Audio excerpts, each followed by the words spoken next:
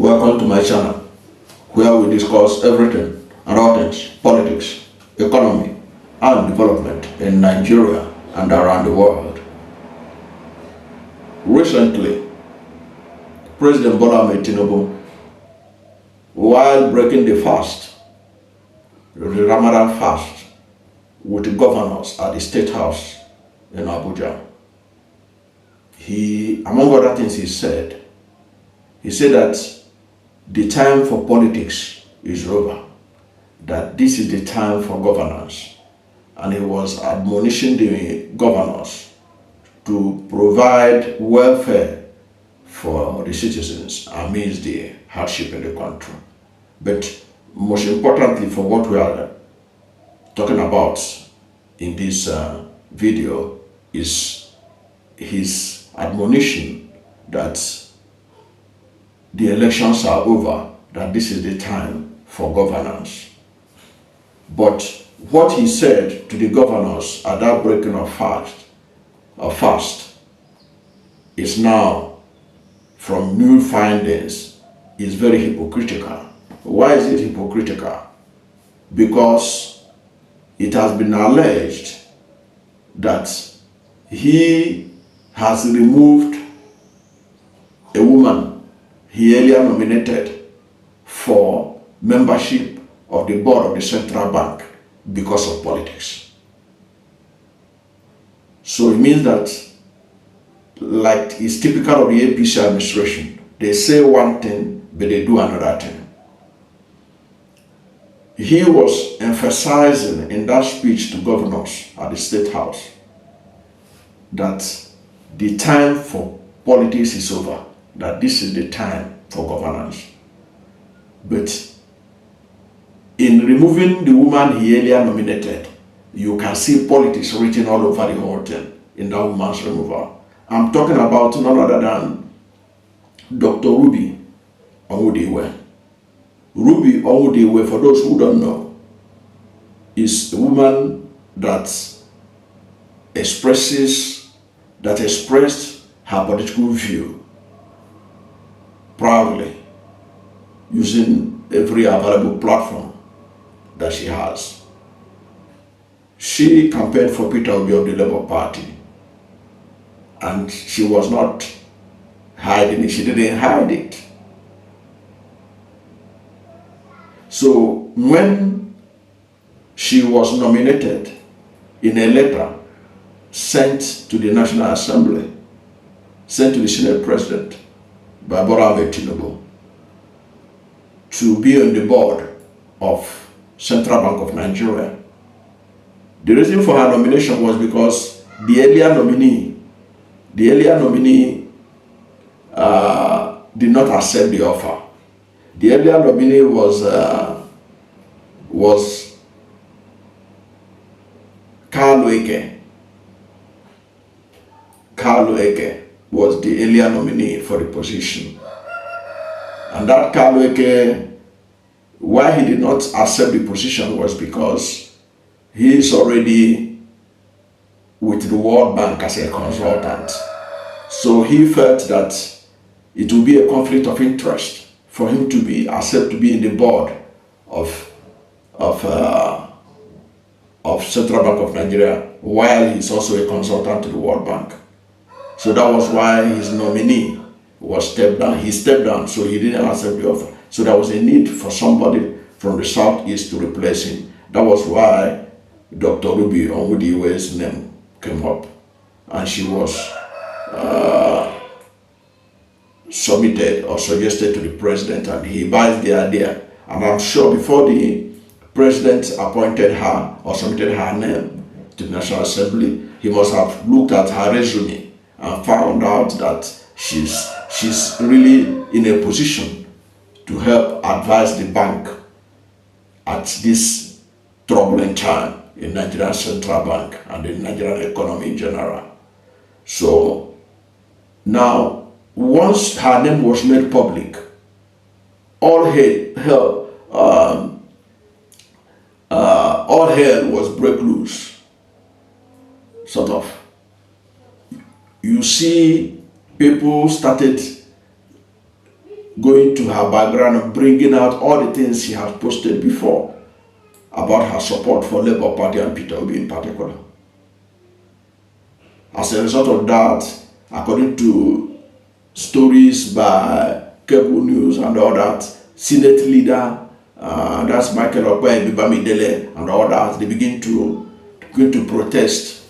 They begin to see it as a slap on their face that somebody who was against them, who was celebrator of their defeat in Lagos, because in her ward, in her polling unit in Lagos, they beat APC hands down, and she celebrated it with fanfare, okay, which is her right to do. She celebrated it on her Twitter handle and elsewhere. So they show all these things, and because of that, it's been alleged now that President Bola Ahmed Tinubu has withdrawn her nomination. Now, it means that Bola Ahmed Tinubu is still playing politics. The same politics he was telling the governors that not to play politics, that this is the time for governance. Now, if Dr. Ruby Onwudiwe is the most eligible, the best hand that could come from the Southeast, that will give a valued addition to the central bank board, why do you have to change him because of politics? And meanwhile, you have been busy talking about the fact that everyone should forget about politics now. This is the time for governance. It means that Onwudiwe presented an opportunity for you to display what you say, for you to show that you don't just say these things, that you do them.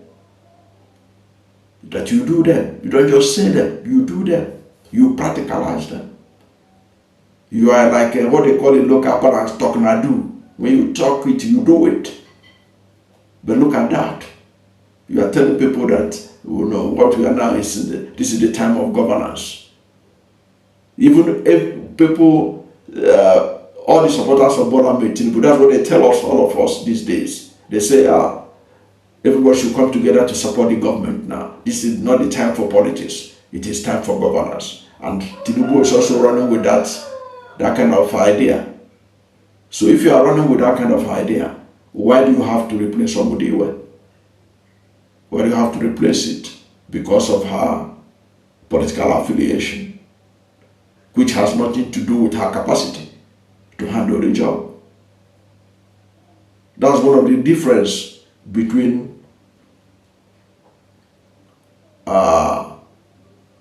former President Chief Olusegun Obasanjo and so many of our leaders that came after him. Obasanjo does not care about your political affiliation. If you're a technocrat who has something to offer, he will bring you into the picture.